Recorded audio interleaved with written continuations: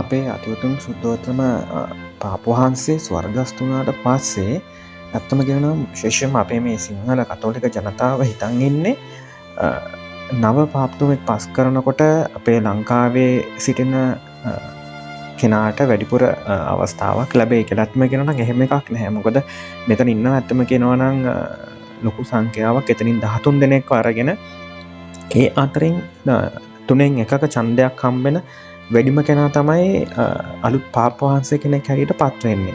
ඉතින් මේක ඉතාලිවල වතිකානවල තියෙන අලුත් නීතියට අනුව මේ තරඟයට ඉදිරිපත් වෙන මේ 13 දෙනා සහ ඒ අතර පිරිස ඉන්නේ දෙවියන් වහන්සේට යාඥා කර කර ශුද්ධාරවන් වහන්සේට යාඥා කර කර දෙවියන් වහන්සේගේ මඟ පෙන්වීම යටතේ තමයි මේ සිදුවීම සිද්ධ වෙන්නේ. එතකොට කිසිම කෙනෙකුට තමන් කැමති නමක් එහෙම යෝජනා කිරීමේ මෙතන බලයක් නැහැ. එතකොට මෙතන වැරදි අර්ථකථනයක් සහ වැරදි පූර්වකථනයක් අපේ හුඟක් මාධ්‍යවලින් ලබා දෙනවා. මීළඟ පාපවහන්සේ අහවල් කෙනා කියලා එහෙම එකක් නැහැ. මොකද ශුද්ධාත්මන වහන්සේගේ මඟ පෙන්වීම යටතේ දෙවියන් වහන්සේගේ පූර්ණ කැමැත්ත යටතේ තමයි මේ සිදුවීම සිද්ධ වෙන්නේ. ඉතින් දෙවියන් වහන්සේගේ කැමැත්ත තියෙන කෙනා තමයි අර 13 දෙනාව නියෝජනය කරලා ඒ නමක් එළියට පැමිණෙන්නේ. එහෙම නැතුව තමන් කැමති කෙනෙක්ව පත් කර ගැනීමේ හැකියාවක් මෙතන නැහැ. නමුත් මෙතනදී තුනෙන් එකක ඒ ඡන්දේ කැමති කෙනාට ඒක ලැබුණේ නැති වුණොත් නැවතත් ඒගොල්ලෝ ඡන්දයකට යනවා. එතකොට මේ ඡන්දය කැන්සල් වෙනවා නම් ඒ අපට සිටින ජනතාවට පෙන්눔 කරනවා අලු පාටට හුරු දුමක් එතනින් පිට වෙනවා.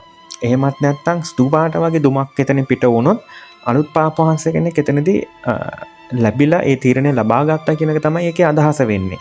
ඉතින් ඒක නිසා අපේ මිනිස්සු වරදවා මේක තේරුම් ගන්න එපා.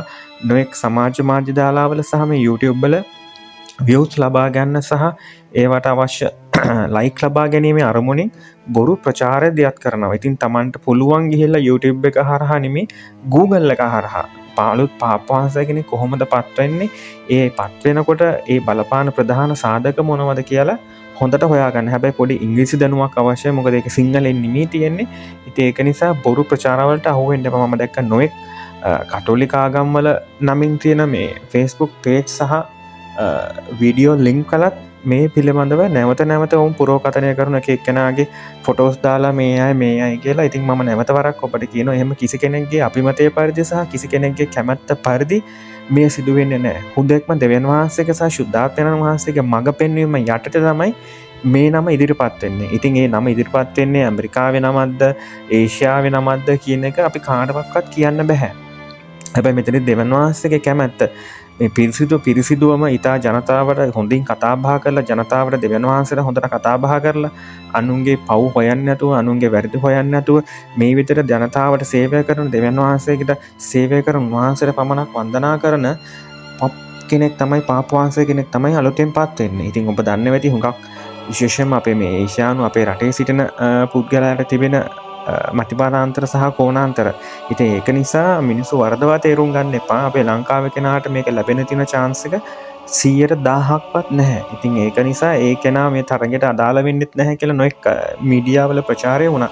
ඉතින් ඒක නිසා එවැනි මඩ ප්‍රචාරය ඉදිරිපත් කරන්න එපා. අපි බලාගෙන ඉමු දෙවියන් වහන්සේගේ කැමැත්ත, ශුද්ධාත්මන වහන්සේගේ කැමැත්ත පරිදි මේ අලුත් පාපවහන්සේ කවුද කියලා අපි දැකලා තින මූණක් වෙන්න පුළුවන්. අපි ආදරය කරන මූණක් වෙන්න පුළුවන්. දෙවියන් වහන්සේට යාඥා කරන, උන්වහන්සේට ප්‍රශංසා කරන, උන්වහන්සේට බය නැතුව කතා කරන ඒ වගේ නිර්භීත පාපවහන්සේ කෙනෙක් අපිට ලැබෙයි කියලා අපි විශ්වාසයෙන් බලාගෙන ඉමු. එහෙනම් මේක බලපු ආසාසිරිය බල සියලු දෙනාටම ශුද්ධාත්මයන් වහන්සේගේ දෙවියන් වහන්සේගේ රැකවරණය සහ ආලෝකය දිනෙන් දින ඔබගේ ජීවිතය අත්වේවා කියලා ප්‍රාර්ථනා කරන ඔබට සුබ දවසක්. ජේසුස් පිහිටයි.